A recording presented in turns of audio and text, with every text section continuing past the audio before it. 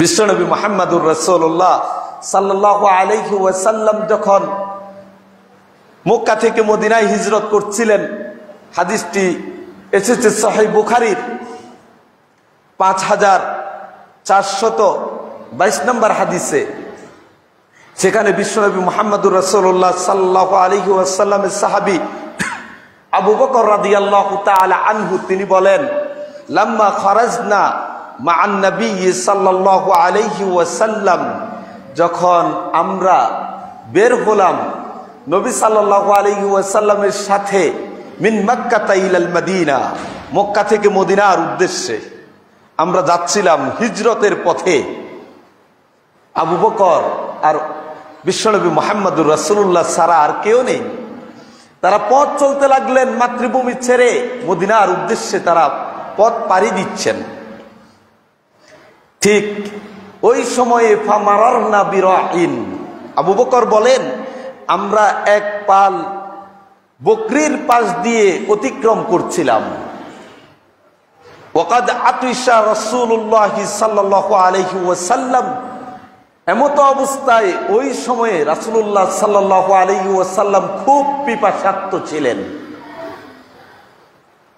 ফাহালাতু লাহু কুসবাতাম মিন লাবান, আমি ওই বকরির পালের মালিকের কাছে, যে রাখাল আছে তার কাছে চলে গেলাম, তার অনুমতি নিয়ে সেখানের বকরি থেকে এক পেয়ালা দুধ দোহন করে নিয়ে আসলাম।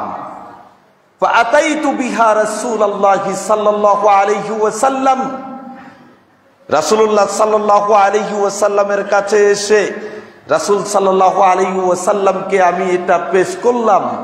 বললাম, ইয়া রাসূলুল্লাহ, আপনার পিপাসা নিবারণের জন্য দুধটুকু পান করুন।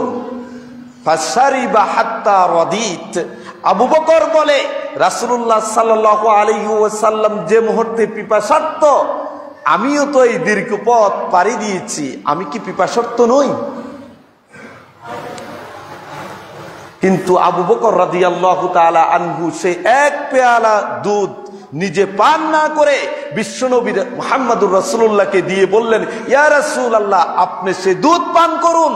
ফাশারিবান নবী সাল্লাল্লাহু আলাইহি ওয়াসাল্লাম হাত্তা রাদিতু, রাসূল দুধ পান করলেন আর আমি সন্তুষ্ট চিত্তে এটাকে মেনে নিলাম। সুবহানাল্লাহ। অন্য বর্ণনা এসেছে হাত্তা ইরতাওয়াইতু, রাসূল দুধ পান করলেন আর আমার পিপাসা চলে গেল।